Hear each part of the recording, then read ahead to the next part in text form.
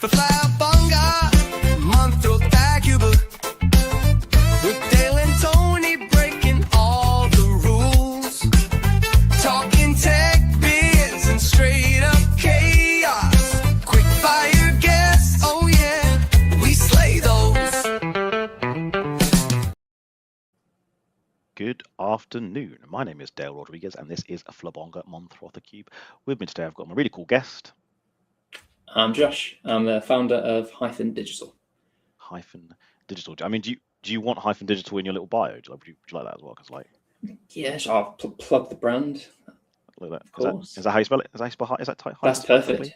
Yeah, spot on. Is there a hyphen between hyphen and digital or not? Or is that too much? Is that too meta? There's not. I did think about that, like with the email domain. I was like, that's just going to confuse people because it's like hyphen digital. It would confuse people. Also, let's be honest. Email addresses, when they're difficult to say, we have to spell them often. It's just a pain in the backside. And I know this because I didn't realize my name was spelled so weirdly until I had to do my email address, Dayle. No one else spells it that way. Like very few people spell it that way. It's very annoying. It's like you need the nice medium between. It's not the biggest domain name on the planet, and it's easy to spell. Your browser has lost connection to your camera. Can you still hear me?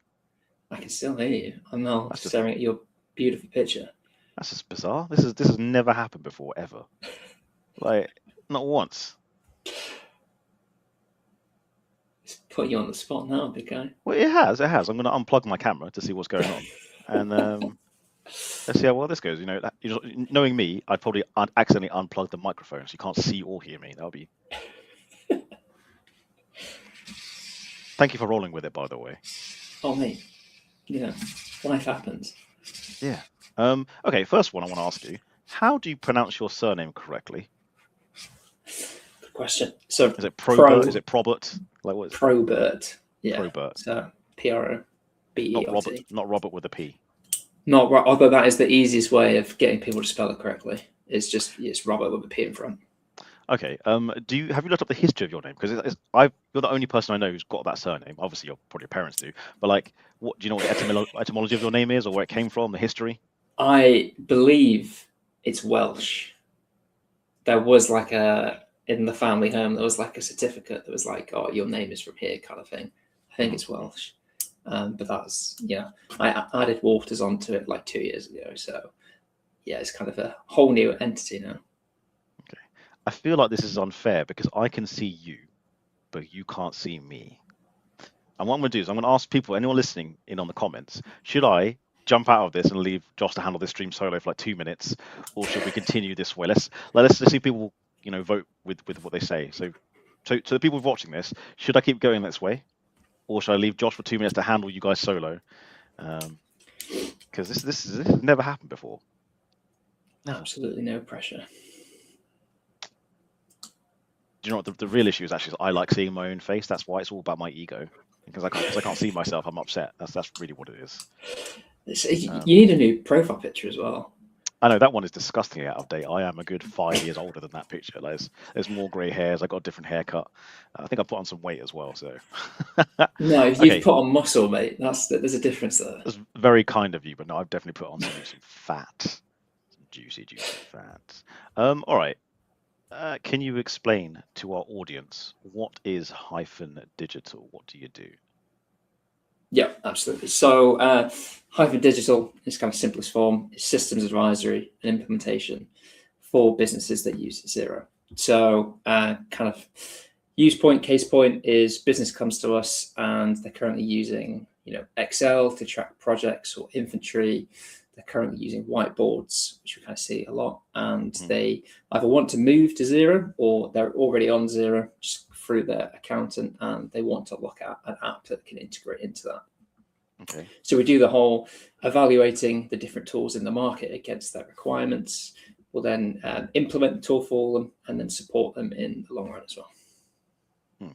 Okay. Why do you do it? So I've worked for 2 vendors in the Xero ecosystem now and handled a lot of prospect calls, sales calls, and there's always like a recurring theme of these SME business owners or op leads or finance leads don't necessarily know what they want, whether it's just down to like a lack of time. Like they have a day job to do. They don't want to have to then spend 6 weeks looking at different platforms and try and understand how that fits into the business. They just don't have the appetite for it. Like their boss has just told them, oh, we need a new project management tool. Or they've just done a quick Google, and it just turns out that the platform that they're on a demo for is just like, it's clear it's not going to work. So the idea was, there's got to be almost an intermediary that sits between an SME and the Xero ecosystem that can help guide them to the right tool for their business, getting it set up the right way so they're super sticky from a vendor perspective, but they're getting most value from it and a return on investment, and then supporting them in the long run to get the most from that tool. Okay.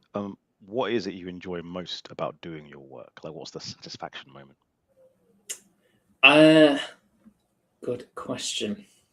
Helping people is always a nice thing. So when you put in like a project management tool, for example, and you start to see the WIP being tracked or timesheets going in and then invoicing and going into Xero, there's like a real tangible thing that you can see, especially when it starts to impact business decisions as well.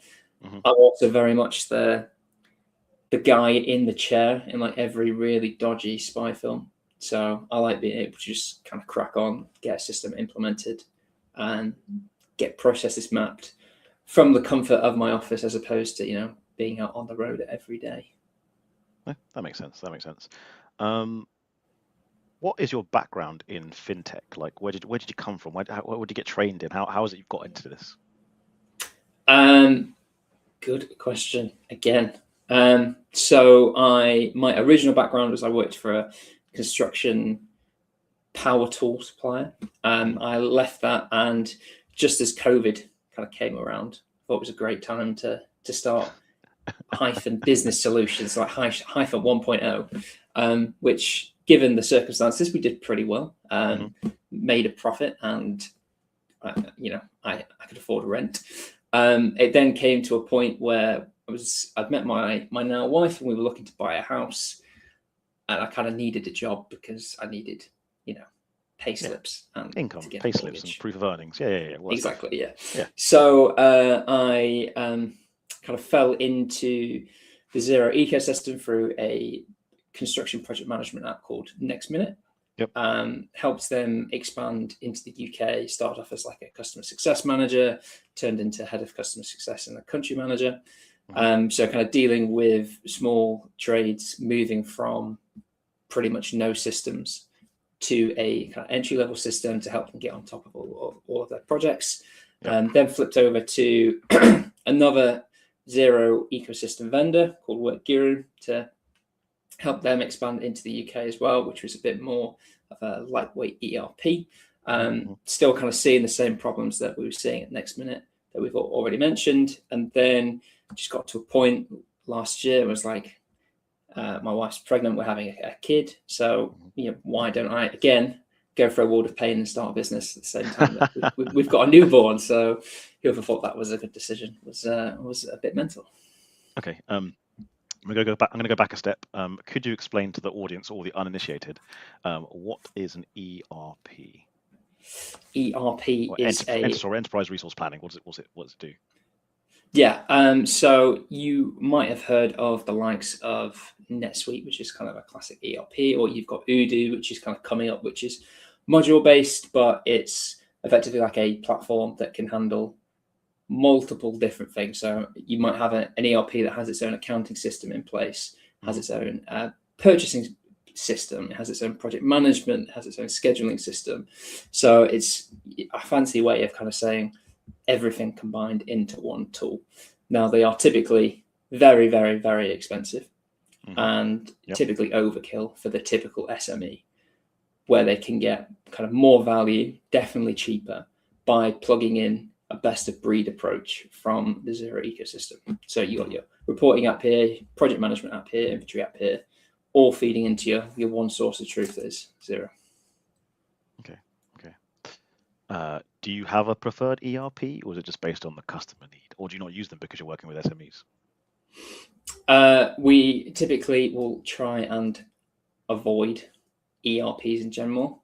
because there is, enough value that can be derived from apps within the Xero ecosystem. In my opinion, whether people agree or not, you don't need to look at NetSuite until 25, 30 million plus. Even then, it comes down to what your current setup is, where you're struggling, and the return on investment that you can actually get.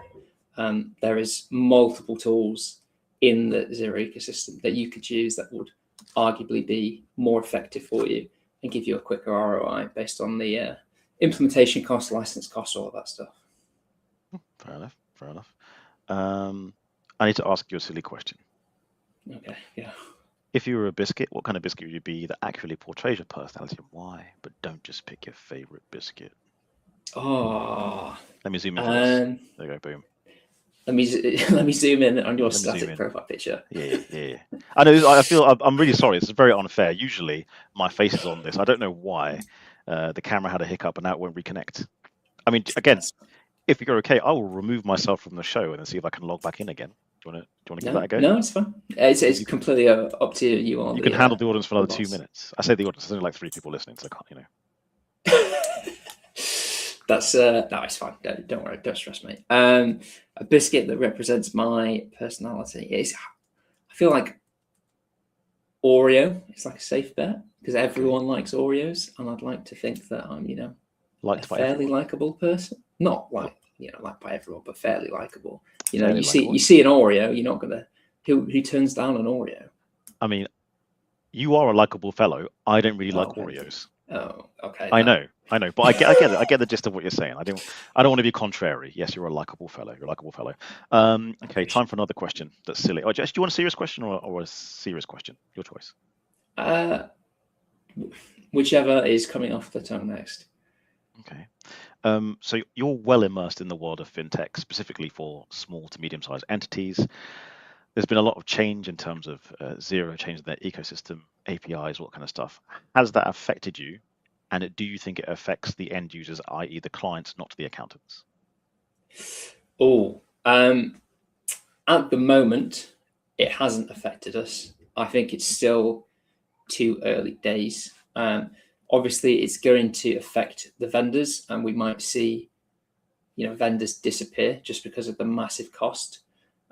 Especially if you're pulling the chart of accounts, which is like $17,000 a month, which is a shame. So it might be a case that we can't recommend vendors because they don't exist. Realistically, will there be changes for end users? Yeah, license fees will probably go up because the vendors will have to mitigate that cost. But from an advisory point of view, we're still going to recommend kind of the best tools that are available to the SMEs. We're upfront around the costs. We give them a full breakdown of this is what your initial investment looks like from an implementation point of view, and this is what your ongoing investment looks like from licenses. So we're kind of very upfront about that as well. But it's just it's one of those. It's probably not going to change, so we just have to do our best to adapt to the environment. No, fair play. That's a really good answer. Thank you. We've got our first comment, by the way. We've got Marcus Batson just joined. Why is Dale hiding? Marcus, I'm not hiding. There's a camera issue. The first minute of this show, I was all on board. You can see my face expressions, and it just disappeared. He says also, Marcus, good to see Josh on here. True, long overdue. We've known each other a while, and it's taken a while to get you on the show. Yeah, you were like one of the first people I think I told that I was going to propose, like back in the day. Many moons ago. So much has changed. I remember when we first met. We met up in London, and we went for noodles. We did. For ramen. Right by the office, and good to see that the meme king Marcus as well. We got a way to catch up his Photoshop skills, I think. Okay. I'm going to go for another silly question. All right. Yeah. What is your embarrassing song choice? The song that if you were down the pub with the lads per se, if they knew you like this song, they'd tease you for it. What's your embarrassing song? I'll go first if it makes you feel better. Yeah, go for it. Kelly Clarkson, Since You've Been Gone. I will put that one in the car, driving on the motorway. I'll belt it out. Since you've been gone, I can't breathe for the first time. See, I love that song. Oh, that little trill Yeah. there. It's A little bit of beautiful. vibrato. Yeah. I mean, everyone loves a bit of Avril Lavigne, don't they? Like, So that's your guilty pleasure song, yeah? I mean, there is a lot of guilty pleasure songs. Were But, you a skater boy back in the day? I was not a skateboarder. I'm like 6'5". Can you imagine me on a skateboard? I'm like Bambi on ice. You could have been amazing. I don't know. No, absolutely not. Wait, you're 6'5". You're that tall? I know you're taller than me, but you're 6'5". Yeah, unfortunately, I'm stood up right now, so I'm like, you know. Oh damn! I didn't realize you were that tall. How did I not notice that when we were together? Okay, in that case, I've got to ask an obvious question. Did you ever play basketball, Josh? I did not play basketball. Did you play netball, I was Josh? terrible at. I didn't play netball. I played rugby instead. Okay, fair enough. What position did you play? Second row flanker. Yeah. Do you still play? No, I retired at the age of 16 because I was injured every single season. Yeah, that's the thing with rugby. Like, I always get hurt. Oh, look, we've got Florentina in the comments too. Florentina Sanders, she's awesome. Hello. I was about to ask, where are you, Dale? Nice to see you, Josh. Has the tea question been asked? Have I missed it? Florentina, thank you for the reminder. We're going to ask, actually, no, we'll ask the tea and or coffee question. And Josh, I know you've watched it a few times, so you might know this already, but are you a coffee drinker or a tea drinker, Josh? Coffee, hands down. Okay, we'll circle back to the tea thing, because I assume you've made a cup of tea at some point in your life. I have made a cup of tea, yes. Okay. So this is the coffee question in honor of my co-host, Tony Stevenson, who couldn't be with us today for various reasons. Josh, when you're out and about having a coffee, you probably have your local coffee shop or an artisanal branch or brand that you like. But if there is no artisanal good, I'm using air quotes here, no one can see it, place to go, what chain place are you going to if you have to go to a chain? Oh, don't. I'm really bad for going to Starbucks. Yeah? You like a good Starbucks, do you? I'm just like sucked into their reward system. Yeah, what is their reward system? I've never really been to Starbucks, I've only been a couple of times. What is how many cups you get? It's like based on stars. And if you get 500 stars, you get a free drink. 500? 500, yeah. What's the pound to star conversion ratio? Do you have to buy 500 pounds worth of drinks? Because that's a lot of drinks. Yeah, it's not. I mean, I hope it's not that bad. I'm currently at about 8,000 stars. Oh, wow. So the trick is that you only redeem the stars for like the largest drink possible, because otherwise it's just a waste. So it's like every time me or Jem want like a large coffee, we'll get it for free. If we get a regular one, you pay for it, because we want to get the most out of your free rewards. You know what? I'll thing is, the problem with not having my face on the screen is I usually react to these things, and then people react to my reactions. You can't react to my face, so I've got to try and describe what I'm doing. Yes, what you said made perfect sense. I agree. Okay, now for the tea question that Florentina's talking about. Okay, when you make a cup of tea, there's some steps you've got to do. What order do you do those steps in? And you will be judged harshly depending on how you answer. And I'll judge you. I was going to your face, but we're not face to face. But you know what I mean. So, cup, obviously, tea bag, water. Let it brew, like 60 seconds, 2 minutes. Then wring the tea bag out, take it out of the cup. Put your milk in. Bob's your uncle. Where would the sugar go if you need sugar in it? Before or after the milk? Oh, after the milk. After the milk? Why after the milk? I don't know. I think it's because I typically never make tea with sugar. So it's just kind of like an afterthought. It's like, oh, you want sugar? Oh, okay, yeah. Okay, fair enough. I think. I mean, we'll let the audience decide, because this has been going on for a couple of weeks in terms of like how you make the tea. I think the audience will be happy with that. I say that's how I would do it, by the way. What you just said. It makes sense. Good. But some people put the milk in first over the tea bag, which is outrageous. No, if you're in the States, you microwave water because they don't have kettles. They don't have kettles. I know. Such an advanced country, don't have kettles. Absurd. Absolutely absurd. Yeah. In the grand scheme of things over there, that's probably quite low on the list at the moment. Yeah. But let's not go into politics. Let's not do that.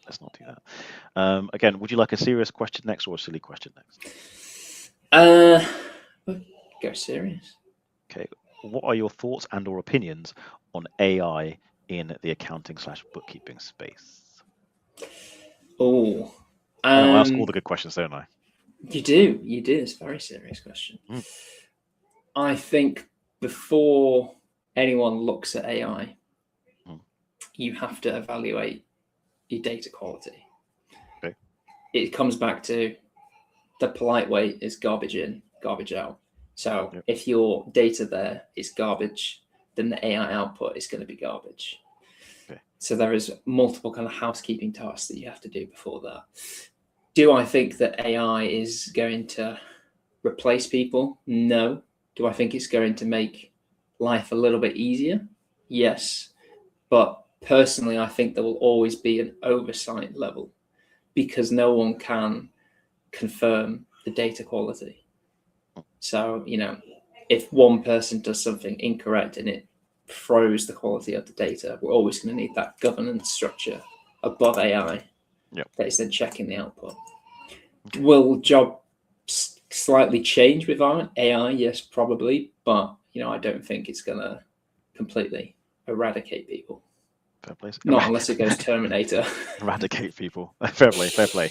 How familiar are you with films that involve AI and like AI plots? Are you well versed, or do you not know many?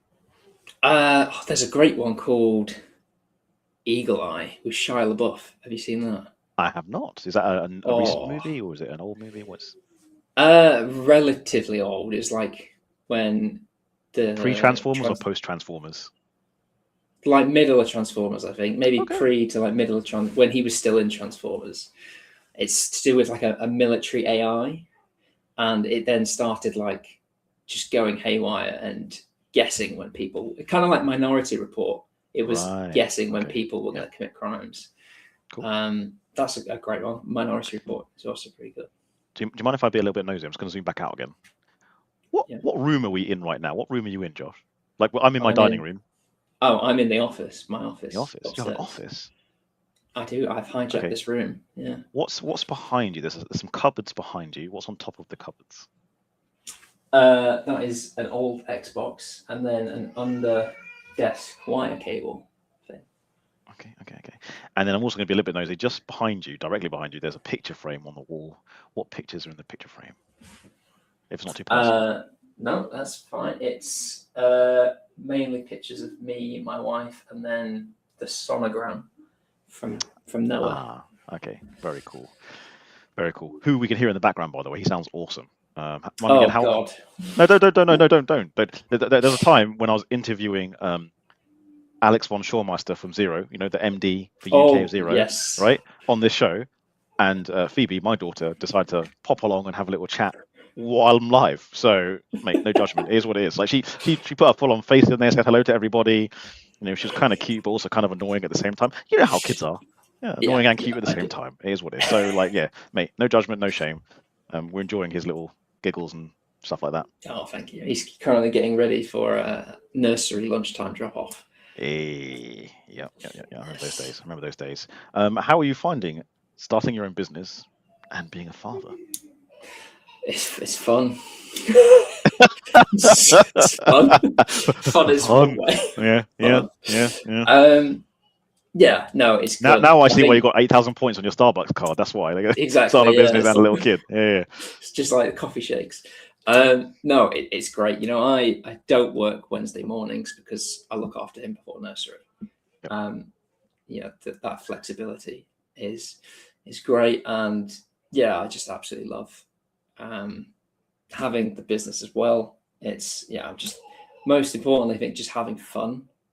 Like it's fun talking to vendors. It's fun talking to you about stuff that like I'm really passionate about, and then being able to support other companies grow, whether that is helping vendors kind of move into different markets, specifically like the UK, and we're looking at the States at the moment as well, or helping SMEs throw everything into a Miro process map. We can then look at where tech can help and where automations can help as well. It's just, it's really, really fun. I love Miro. It's a great it's so good, isn't it? It's cheap, it's quick, it's easy. You can share it, and you can just drag the different like shapes, for the different instances in your workflow. It's so good. I love a good swim lane as well. When you have like different swim lanes for different softwares, you can kind of map. It's like, all right, this is when it's in the project management. This is when it goes into Xero. It's just so clear as well. It's great. I prefer a BPMN, to be honest. That's my preference, business process Ooh. model annotation. Just because of, like, I don't know, that's what I started with. Swim lanes are great, but like I just like a BPMN. They just make it Interesting. easy for me. Personal preference. Okay. What are your plans for Hyphen Digital? Like, what's the dream? Is it a case of like in 5-10 years time, you've got 20 staff, you're a global name, or are you happy just being kind of you at the moment and at other? What is the plan? Are you happy to be a consultant, or you plan to grow the business, or do you not know yet? No, I think we're not going to be a £1 billion consulting firm like KPMG. That's not the appetite. The kind of goals that we have written down is between 5 and 10, both in the UK, and we do see the US as a kind of big market, especially with Xero pushing so hard to kind of claw some of that market share from QuickBooks. Yep. So whilst they're doing that, it's going to open up multiple kind of consumers to this ecosystem. They're obviously going to need a guide to navigating that. Hopefully that's where we come in. But you're back in the game. So I kid you not, this whole time you've been talking, I've been talking to you. I've been trying to figure out how to get the camera back on, and it turns out the camera thingy button was just off because I unplugged my camera. I'm back, people. I can stop vocalizing my reactions and start reacting with my face. Great. Oh, stunning. Well done to you, by the way, for carrying on, because that would have thrown most people off, but you handled it like a pro. Like, you kept talking, kept engaging. The smooth undertones of your voice. It's like listening to smooth jazz. That's very sweet of you. It's very kind of you.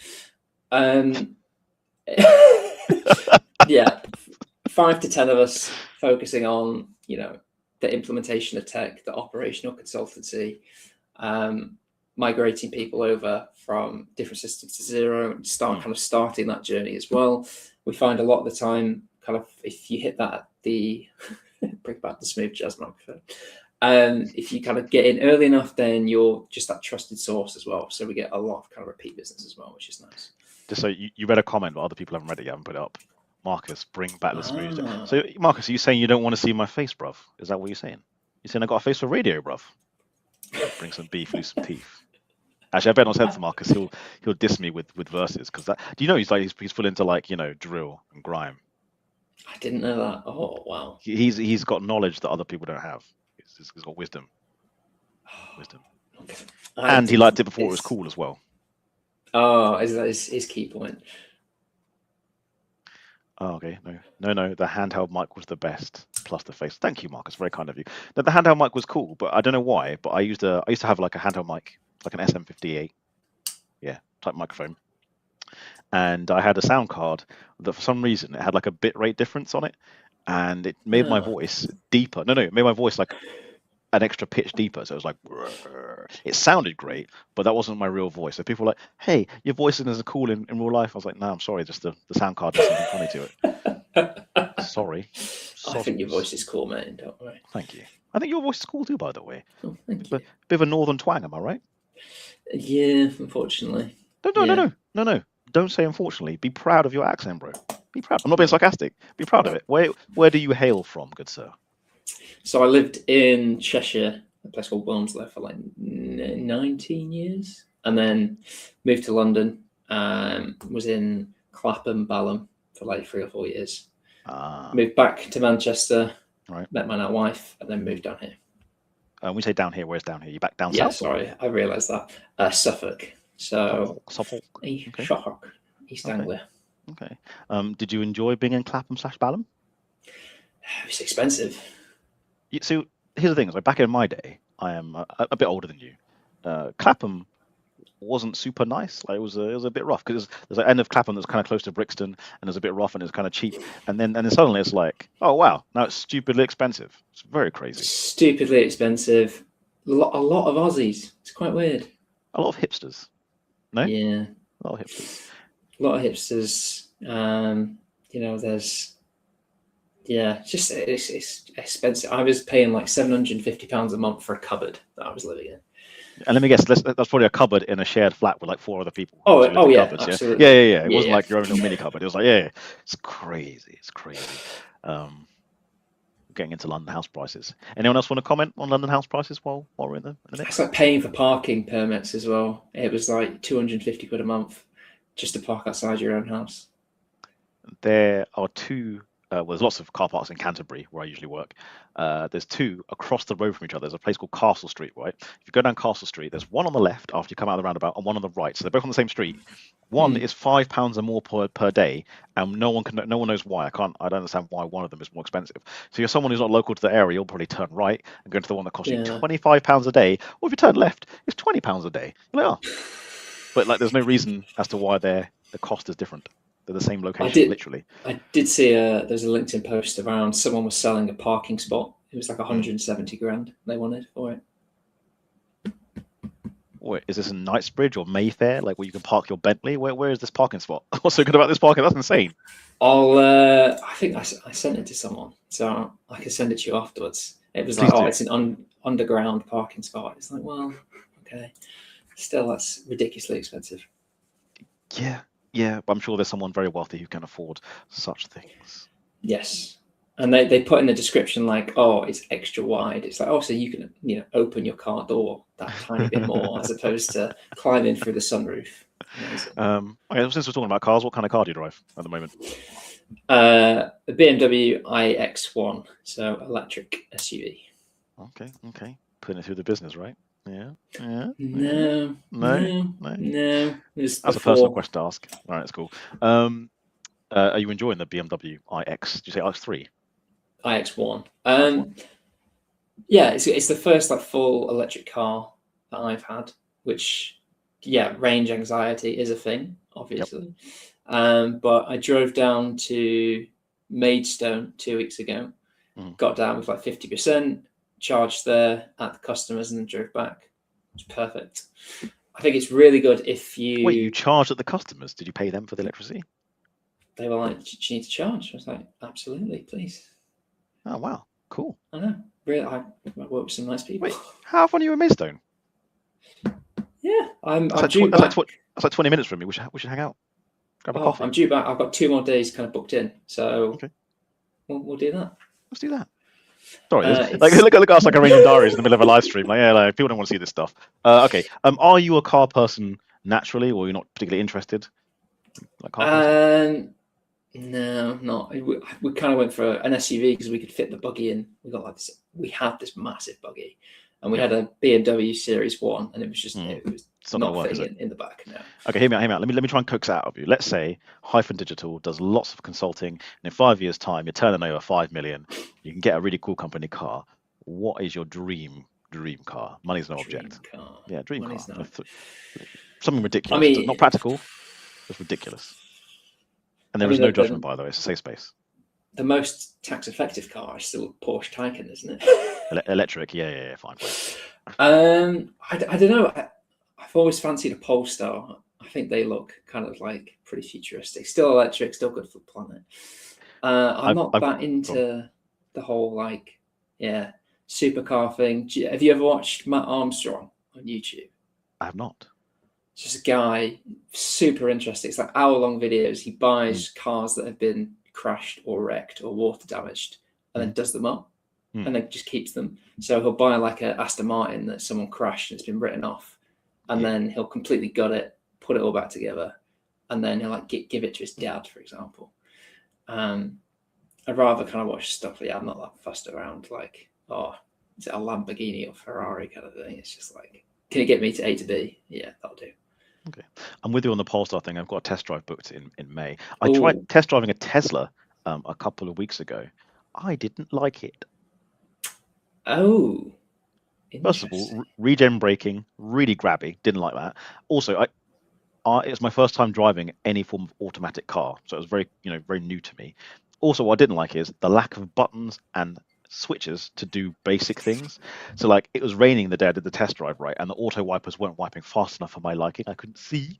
So to turn up the wipers to go quicker, I had to look to the left to the screen and try and make them go faster. And I know it's got voice control. I figured that out eventually. But when I use the voice control, there's like a 2-second delay where it goes bing, then it listens to my voice, and another 2-second delay to actually change the wipers. By then I could have wrapped my car around a tree because I couldn't see. Yeah, that's dumb. That's not great. It's a design flaw. Yeah, that's not great. I think I'm a sucker for the infographic system. Yeah, I'm very anti-Ford because I drove a Ford Transit van for like 3 years, and Hmm. the infographic system is just terrible.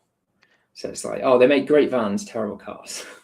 I don't understand this trend towards putting infographics systems in the middle of the dashboard. Like, just I know I sound like a grumpy old man right now, but just regular dials that worked before, and Yeah. stalks and stems for my indicators and wiper fluid. It makes sense. Like, they've taken a step backwards. I know it looks really cool and futuristic, but it actually makes it harder to drive the vehicle. So yeah, Absolutely. It's more distractions, isn't it? Like Apple came out with that CarPlay Plus, and they were like, oh yeah, all of these car manufacturers are going to get with it. It's going to take over the entire dash. Yeah. And then they all pulled out, and people are like, oh, why? It's like, well, why would you want to give away the speed dial to Apple? That seems pretty ridiculous. Terrible idea. Yeah. Marcus is actually bringing us back on track with a work-related question. Thank you, Marcus. Marcus Batson. What would be Josh's and yours, D-Rod, top 5 underrated software apps? Well, none of the apps I recommend are underrated because they're always the awesome ones. So sorry, they're not underrated. That's true. No, okay. That's a really good one because there's so many apps out there. It's like, is someone going to be offended if you say that they're underrated? Exactly. I tell you, like, there's a few apps that are having to scale back because of the Xero API thing that were kind of cool, that were kind of niche, that were doing okay, but because of the cost of the APIs, they're not going to be there anymore. One that I'm an absolute sucker for, looking at like the bigger picture of an app. So not just the capabilities, but like the people behind it, the support behind it as well. You can't recommend something if there's just no support because the customer's going to get frustrated. It looks bad at you. Recount, Alex, one of the co-founder, great guy who's pretty vocal on the Xero changes, but Recount's a great little app as well. He'll probably be offended that I called it a little app, so sorry. Great app. There was a question in, it was either Digital Disruptors or CFOs Stack, the Slack community. Yeah. Heather Smith asked, it was like, oh, what's, give me like the name of the tool and like the problem it solves. And someone put, oh, Recount saves my sanity. I think that's just a great testimonial for them as well. Okay, so underrated one. I'm gonna say the one that Josh, you worked for a little while ago. Next Minute was a really good app. It didn't quite take off on the UK market. It's still available, but it's really good for tradies and builders, for SMEs specifically, because you've got like these big ones out there like Fergus and Sin7, which are like almost like MRP type dealies. If you are a trade person and you want to get your pricing done really well, Next Minute don't pay me for this, by the way. Don't pay Josh anymore. Like, it's a good app that links to Xero, that does the job really well, relatively cheaply, making sure jobs costing are done. Like, it's really underrated, and no one went for it. And I'm not gonna lie, I've cheated. I've gone to the Xero App Store to remind myself some of the apps I've looked at in the past because I've seen so many. I have to go back to our Miro shout. Great tool. Just you can dump stuff in there. You can share it. Miro. Great kind of collaborative tool. For payroll, BrightPay is pretty decent. Like, I've had colleagues who work in the payroll game. BrightPay is a pretty good one. If payroll is not your expertise, it works very well with Xero. Integrates, does all the journals. Again, it's because people don't. I don't know. Payroll's not sexy, right? So yeah. But if you're a business owner out there and you've got a bookkeeper doing payroll for you, and you've got Xero, I'll say it's loud. Xero payroll is not that great, but BrightPay, really good. I'll say it. It's not terrible, but it's not the best. ServiceMate's pretty good.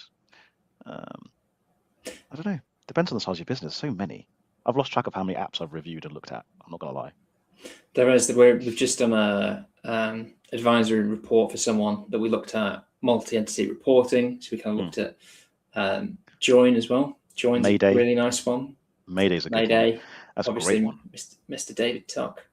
Which is one of those ones, like, 'cause it adds that layer without Yeah. tons of extra cost. Really good one. Yeah, sorry, Mayday, give them a shout out. So yeah, sorry. Shout out Mayday. Yeah.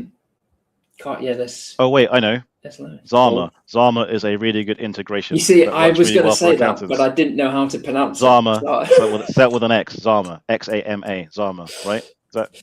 Let me make sure I did that properly before we'll get chewed out. AML is really, really important. Zama. Xama. Buy it now. Zama Technologies. Yes, Marcus is great at LinkedIn posts because I know more about anti-money laundering than I probably should, mainly from it. Well, anti-money laundering or money laundering. It's bad. Don't do it. Oh, there you go. That's all Great you need to summary. know. No. But the point is, it's really hard to track it. And if you let the computer do the heavy lifting, like just the days you had to especially for accountants and bookkeepers, where you've got to do your anti-money laundering checks, doing it manually is a pain in the backside. Just let the computers do it and sync it up. Zama will do it with you / for you. Marcus doesn't pay me for this, by the way. Scribe. Yeah, come across Scribe? No, I haven't. What is Scribe? Game changer. So it's a Google Chrome extension.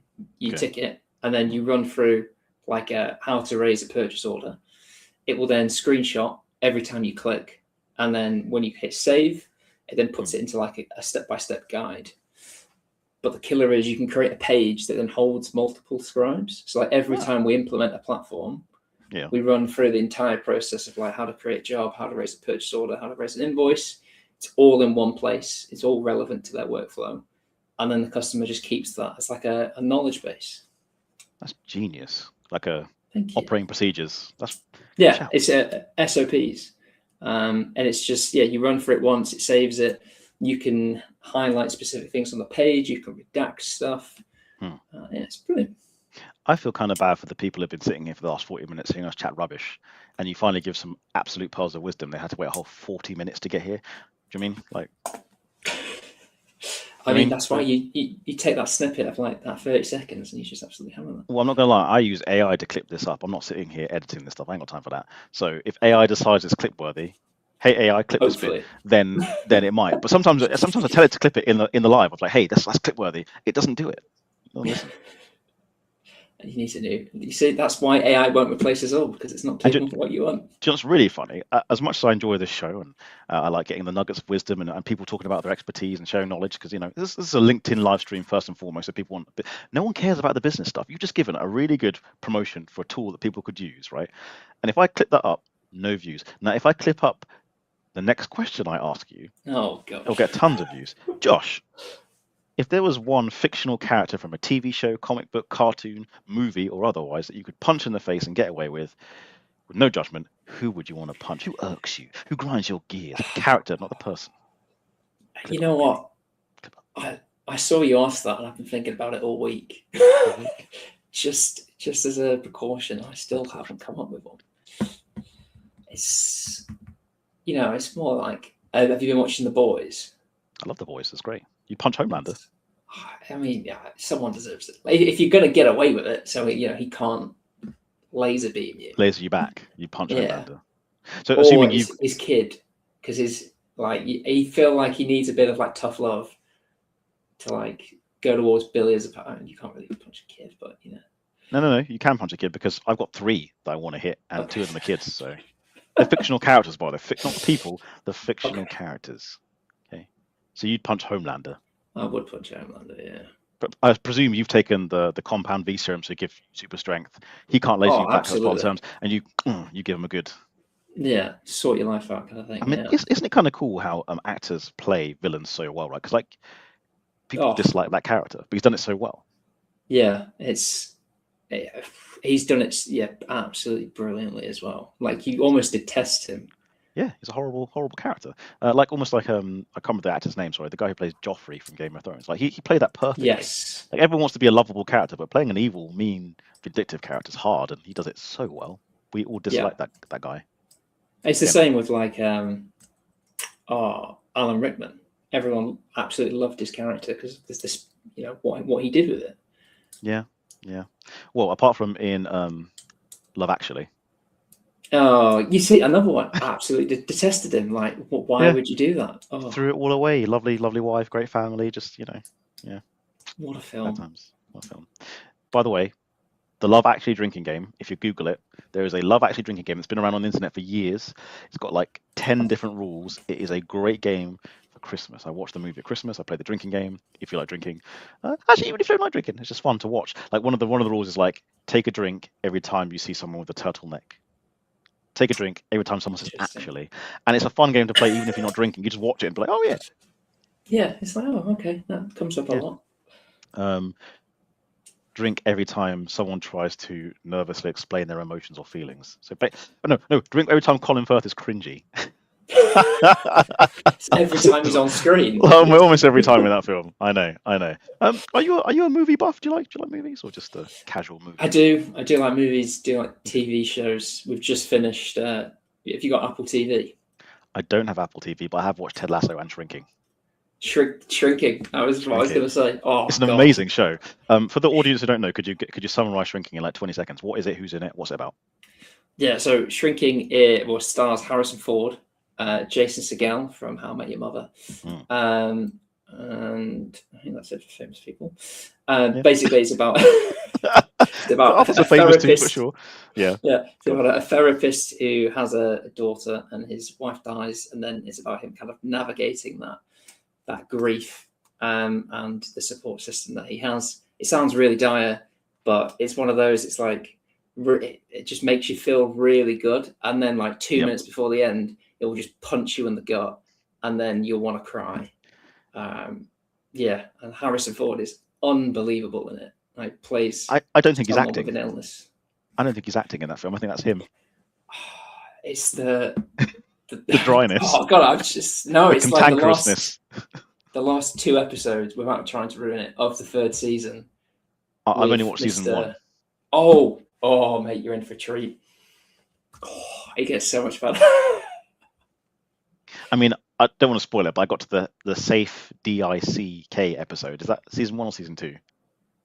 That is the end of season 1. Yeah, so I got to that's all I've got. That's all I've watched. Season 1. Yeah, it's like Liz is just an embodiment of someone who just doesn't give a damn, wants to go about their own way. I haven't got Apple TV. That's the issue, and I can't do another subscription. You know what I mean? I got rid of my Prime a little while back because I was like, this is ridiculous. Oh, I'll find you a 1-month trial. You can binge watch it in a month. I know I can. Thank you. I realize I've asked you lots of questions. You've been very cool with answering these questions. Do you have any questions for me? Obviously, we're in a kind of similar space with the work that we do. What's the most fun project that you've had that you've enjoyed? Not necessarily from like it helped the client massively, but what gave you the most enjoyment? I got to tell a business owner they're being a dumbass in those exact words and got away with it. I love it. What was the context? They wanted to buy a new CRM and they were looking at really expensive ones. Company turns over about 10 million. So they know what they're doing. They're established. They've been around for about 15 years. They want to grow. And the business owner was like, I want to spend this much money. I was like, you don't need to spend that much money. And we went back and forth and I did proposals and I showed explanations. And when this is taking a long time, you're being a dumbass, just make a decision. And I recommend this one because of this. And he went, you can't speak to me. I was like, yes, I can. We've known each other a while. This is a client I've got a relationship with, by the way. I'm not saying it's someone new, but I got with it. Stop being an idiot. I didn't do it in front of his team either. I was just like, stop being an idiot. Stop being a dumbass. Come on. You know this is the right one. And it turns out like basically he had his kind of heart set on this particular software because of like one good sales pitch. I was like, no one does business this way. Like why? I get that they did a good pitch, but like they don't do like 5 of the things you needed to do. And it's like, yeah, you're being right. I'm being really emotional right now. I was like, yeah, I'm really emotional. Stop being a dumbass. Like, stop. I get that they did a good pitch, but like, it's not what you need.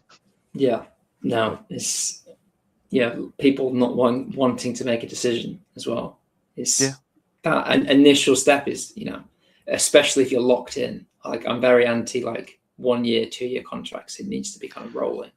Those are dead now. I mean, unless I get when software companies do it, I get why they do it. So for larger organizations with larger systems, there is a huge outlay for the vendor to implement the system. I get that. So the return on investment, like, locked in for 2-3 years. But at the same time, I'd say change your model so you make more profit in the first couple of months or first year, as opposed to just, make a loss for 2 years and then you make profit on the 3rd year. I don't like the long-term tying contracts. Yeah, it's like we've seen some like horror cases as well when they've been paying something for a year, they come up to renewal and it's like 2 times the price. And it's like, okay, what am I meant to do now? And they've got all your data and all your staff to use that system. It's like, well, okay, kind of got you over a barrel. Yes, I don't like that. No, Florentina did a post a couple of weeks ago around someone was quoted like thousands of pounds just for read-only access to their own data because they wanted to move. It's just like stuff like that. It's absurd. But if you good option if you want a CRM. HubSpot have a secret deal where a secret deal, $9 a month per user for small businesses. Don't they have a free version as well? Like you can get HubSpot for free. They have a free version. It's limited. Yeah. This is like you get the starter packages for everything. So you could put a form on your website that's filled out, automatically goes into your CRM. You can then do your newsletters from that, all with this kind of starter package as well. Oh, okay. Because HubSpot, when they came out, like I remember checking them out, they are killing it, aren't they? A lot of people are using HubSpot. It's got a good review. I think the only problem when it first came out is like I remember it had like this free option, and then the jump from free to like big was quite large at the time. The jump from like the marketing, I think their marketing starter is normally 18, and then their marketing professional is like 800. Yeah, it's like it's crazy. Yeah, so if you're like a micro, you're like, why is it suddenly? But then they actually do have the functionality of a larger CRM as well. Like they do compete with Salesforce sometimes, don't they? So yeah, it's a great kind of starter. Like even the free version for logging contact records. If you use Outlook or Gmail, just install the extension and it will automatically log every email you send. Especially like across Teams, it's brilliant. I used to use Capsule back in the day. I like Capsule. I haven't used it in a while, so it might have changed. But I remember that was pretty good for SMEs as well. There you go, Marcus. Answering your question before. Underrated software app, Capsule CRM, great for SMEs, not too expensive, does a good job. You know, I've got another one for you. Granola. Granola. Okay. Heard of Granola? I have not. Well, the bar, yeah, but the bar, yeah. AI note taker. AI note taker doesn't record video, just records audio and then transcribes it. It's brilliant. Oh wow, that's pretty cool. So what you can do is I work with a vendor, for example, and after every meeting I have with their customers, they want like a detailed report of what happened in that meeting. So I put an AI prompt in. So every time that I have a meeting, I click a button and it just fills the form out for me. So I just copy and paste the answers based off the meeting I've just had into this vendor's form. Bob's your uncle. That's pretty decent. Granola. I'll have to check that one out. See, use the technology. Don't know the technology use you. That means nothing. That was a throwaway comment. I know what I'm talking about. Any other questions for me, good sir? Or should we wrap this up? Like we got on 10 minutes on the clock. We can finish it off early. I mean, I'm gonna have to ask you my age-old question. Meal deal. Oh, what's in my meal deal? What's in your meal deal? Oh no, we'll scrap that. If you were to make the best sandwich on planet Earth for me, what would you? If I'm making a sandwich for you or a sandwich for me? You're making it for you, and I'll eat it. But you know, be nice. Okay. I want like the bread as well. Like, give me a bread choice. Okay, so I will go for, I can't remember the name of the brand, but it's like a protein-based sourdough. I can't remember what they're called, but it's, you know, I'm all about the protein in my meals, by the way. That's what it's about. So it's kind of thick sourdough type bread. I'd have it extra thick cut as well, like not too thin. I hate it was too thin. I would lightly toast the bread on the inside as well, because I don't want it to become mush. I need it to have some substance. We will have mayonnaise and mustard mixed together, probably English mustard. It's a weird mix, but it goes well. Okay. I would then on one bread. On the other side of the bread, I do some beef drippings for flavor. Nice. I would then put down a bed of pastrami.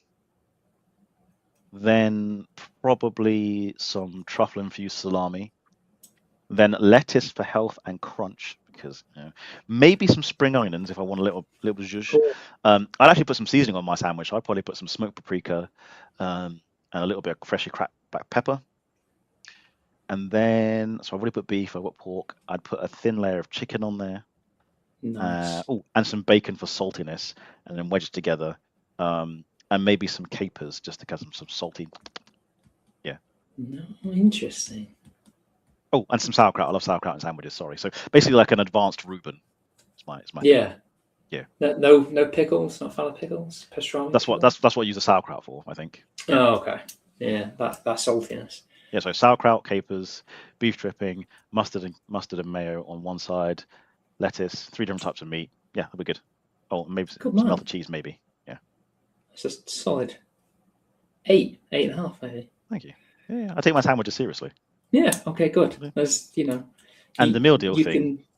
Yeah, go I on. need to I need to ask that question more often. Like you posted it a couple of months ago, and I keep forgetting to ask it. So Josh's question is something like, when you're going to for a meal deal, your £5 meal deal, what's your usual go-to? And people, because I often talk to other accountants and bookkeepers and stuff like that, they ask more questions when you ask questions, because they're like, well, am I going to Waitrose? Am I going to Sainsbury's? Am I going to Tesco? Am I buying a premium meal deal? Because the premium ones in Tesco are £7.50 as opposed to £5, and you get a different type Yeah, of. These are important things to know. And if you're doing Waitrose, £5 is getting you nothing.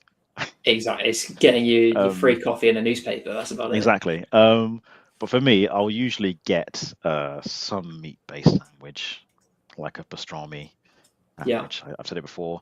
My additional thing I've noticed, because I want to get my calories worth, I usually actually get a Ginster's pie. That's actually your snack. You can get a Ginster's pie as a snack, so I get one of those. And drink-wise, I'm not a huge fan of caffeine crash, so I only have like 1 or 2 cups of coffee per week. So I don't get a Red Bull or a my Monster. God. I will usually get, if I'm feeling healthy, like a kombucha to try to help digest all the food, the crap I've just Yes. eaten, or an Iron Brew. An Iron Brew is an underrated drink, Oh, I absolutely agree. right? It's underrated. Absolutely agree. Yeah. I don't know what it's made of. I don't know what flavour it is. Scottish Citrus, I don't know. goodness. But it's just delicious. all Iron we Brew, need to know. like Yeah. I understand why it outsells Coca-Cola in Scotland. It's a delicious drink. It's great. Yeah. It's beautiful. But to be honest, I don't get meal deals that often. I'm trying to watch my wallet. So I'm bringing lunch to work like a chump. Like, Yeah. It's about, I'm in this phase of making bread at the moment. I make bread like 2 times a week because when you start to peel back the layers of like UPFs, which is a whole nother topic. It's like, yeah, let's just make our own bread. so UPFs, please explain for the people who don't know. Oh God, it's a kind of words. Ultra processed foods. Yeah, they're not great. They're not great. And it's like, you look at like the salt and the sugar contents of bread. Like if you look at American bread, for example, It's the worst. it is the absolute worst. I'm going to start beef with this. American chocolate, Hershey's, the worst. American chocolate in general, terrible. The worst. Americans, come at me. I'm ready. Actually, don't come at me. You have guns. So, Oh, I'm sorry. no. I'm sorry. It's like every time I go over there, it's just like, all right, health kick, no chocolate, but then all the food's got added grease in. So it's like you make up for it there. Sam Green, so sorry to you both. I've been in a meeting since 12, but was determined to get on to see Josh in action. You know what, What a Sam? man. I don't accept your apology. You know why? This is your 3rd or 4th apology. They're meaningless to me now. It's like 3rd or 4th apology about not being on the show or missing the show, coming late. No, I don't accept your apology. Actions speak louder than words, Sam Green. He's a busy man, you know. It's kind of a big deal. RQ, there you go, an underrated app/system. Yes, RQ, great system. RQ. Again, these people don't pay me for this. They don't pay you for this. We should have like a donation button that just buys us meal deals. Oh, I have a Patreon. I just completely forget. I keep forgetting to put it on here. There you go. You need to put it on when the nice jingle comes on. Support this show. Do you know what the annoying thing about Patreon is? You can't make a smaller amount than £5. Because I was like, people don't want to spend £5 a month on this. Like, can we make it like £1 as a one-off? You can't do that because they don't make enough money, basically. There's like isn't there one like buy me a coffee, which is Is there a buy me a coffee button? I think there's one that's like buy me a coffee. Yeah. Oh, I've just Sam seen Green. it pop up. Sorry. Then I take it back. So we see how fleeting that apology was. If you were insincere, Sam, you wouldn't have taken it back. I'm messing with you. Well, I like Sam. He's cool. You should get a buy me a coffee link on the site. Okay, thank you. There you go. I'll look into Great the buy me a minds. coffee or buy us a coffee, right? Like the guest gets a coffee, I get a coffee. I don't know. When Tony's here, he gets a coffee because we all like coffee. It's been an hour, Josh. Thank you for being on the show. No, thank you for having me. Appreciate We could it. talk for ages. Honestly, we generally could. Enjoyed talking to you. Before you go, do you have a pearl of wisdom or a nugget of advice, work-wise or life-wise, that you want to share with the audience that will hit end stream after you finish saying it? Oh, that's very much on the spot. I don't like. Don't use AI coaches because that's all I've seen on LinkedIn for like the past 2 days. Yeah, data in, data out. No, I think LinkedIn is a great place if you use it right, and I've made some pretty cool friends on there just from a professional kind of aspect, like Mr. Sam Green. Met him through LinkedIn, and then was introduced at, I think it was like Accountex. Marcus as well. Never actually met him, I think he's a cool dude with good Photoshop skills. Make the kind of most out of LinkedIn and network as possible.